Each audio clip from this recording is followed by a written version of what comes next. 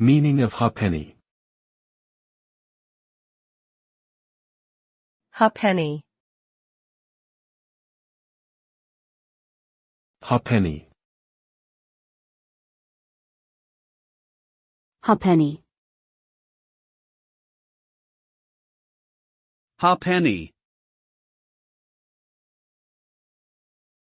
Halfpenny is a slang term for a British coin worth half a penny.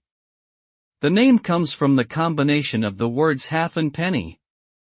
It was commonly used in Britain before decimalisation in 1971, when the currency was based on the pound sterling and its subdivision into shillings and pence. Halfpenny was one of several coins in circulation at that time, alongside pennies, farthings, sixpences, shillings, florins, crowns, and others. Today, the halfpenny has no monetary value and is only of historical interest.